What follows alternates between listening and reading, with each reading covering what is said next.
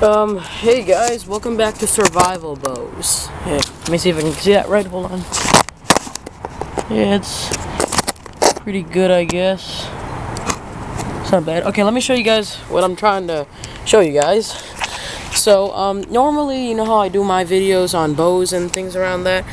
Now, I like making my videos about bows, and, you know, I'm proud of them. I like to show you guys, but this channel is called Survival Bows, and when I meant survival bows, I made it for the reason survival and bows. And I haven't been showing you guys much for survival stuff, so I decided, why not make a quick video about traps? Now, I don't do much for traps. I mean, I know a couple, maybe like 4 or 5 good traps, traps that I know how to make well. And I know of a bunch more that I just can't do well. I haven't been practicing them. I haven't tried them yet. Because I don't spend much time with trapping, but I guess I'd show you guys the one of my favorite traps when it comes to trapping, the one I'm best at making. It's called the paiute deadfall, and it's for a small game trapping mainly, like maybe something as big as a raccoon. I don't even know if you can get something that big. You need a pretty big rock for that, because raccoons can weigh a good 10 to 15 pounds. So, but let me show you. That is the deadfall. I'm not the best at making them, but I put it together real quick. Yeah. So, basically what it is that I'll show you the forces at work. The rock here is wanting to go down. That is holding it up. But this is wanting to also fly out. And what's stopping that from doing that is that little stick wrapped around there with the cord. You can use any thin cord for it, but if you're in a real survival situation, you know, this is why it's so easy to make, because you need very little tools. Just a basic knife or even flint would do, and just any cord. And you can get that easily from your clothing, or if you have knowledge with making cordage in the natural world, then you can do that.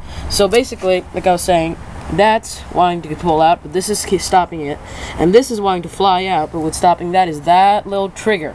That is the trigger for this trap. Now, what you would normally do if you were actually trying to trap something is you would put bait all over that, whatever you were using, depending on what you're trying to trap. And basically, the bait would bite that, and they're very sensitive.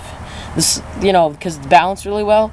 If that is moved a little bit, just a little bit, which usually happens if they're trying to get the bait, because you usually want to put just a little bit so that they work on it, that will move out, that will fly out, that will fly out, and this whole rock will fall, and it happens pretty fast. So I'm gonna trigger that for you, and then I'm gonna show you guys how I made it. Okay, so watch. Let me give you a good view of that. Hold on, is that good? Maybe that's good. Yeah, I guess that's good. So I'm just gonna take a stick, and I'm gonna do that. All right. So you see this stick? I'm just gonna like trigger the thing. Hold on. You see that? I just snapped it down like this on this on the trigger, and it automatically went down. Now, if you're trying to catch something like a squirrel, you'd probably use a heavier stone. I just couldn't find anything because I put this video together kind of quick, so I just got the biggest stone I could find in my yard.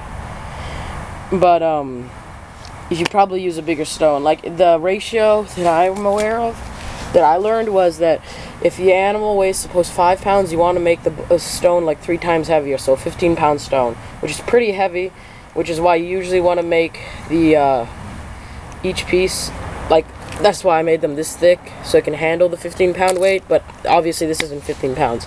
So let me show you each piece and how I made it. This is the main, like, as you saw that piece, that was like the stopper thing, or like, not the stopper, what am I trying to say, like the column. I'm gonna call it a column. I don't know. The main column, which would just stand upright.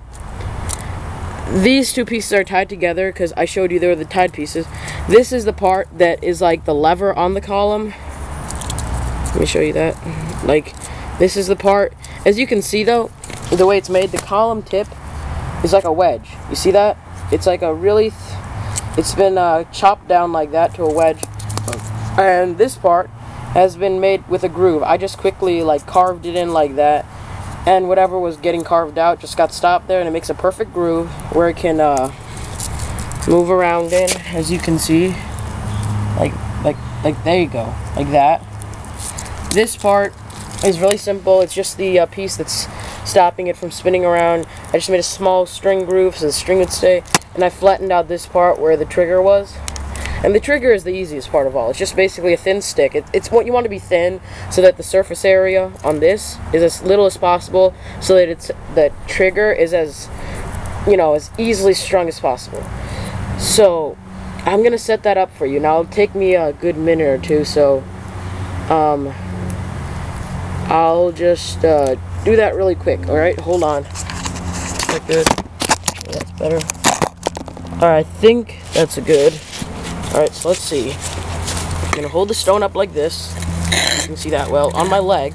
Be careful though, I'm just warning you, when you're actually trapping things, or even if you're just trying to mess with this, figure it out, practice, you can hurt yourself. These stones are heavy. They will break or sprain your fingers if you get them caught in this, so be careful.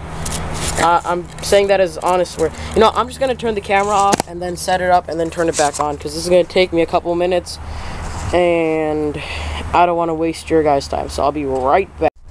Okay guys, I'm back. Sorry, I finished doing that. I set it back up. As you can see, it's really simple to set up. Basically, I'm gonna explain it. It just takes a couple tries, because you gotta keep everything in order. You just hold the stone up, you put that part already connected under it, and you just find, see a good niche like that will hold it. I just put it between there so it'll hold well, but it will still want to fly out. That's positioned there. You just quickly wrap that around there. Not too many times. You only wrap it once, at the most twice. You see how it's only one little wrap there? Because the more times you wrap it, the more it will actually become tied to it. And when it becomes tied, then this will be satisfied. It won't be pulling on it, because it's basically you're tying a knot, so it will be fixed there. If you put it like this, then it will still slip out. And then this is under tension. That's the stick there, right under there. Now you probably, when you make you probably would want to make this smaller, for just saying, if you had the choice.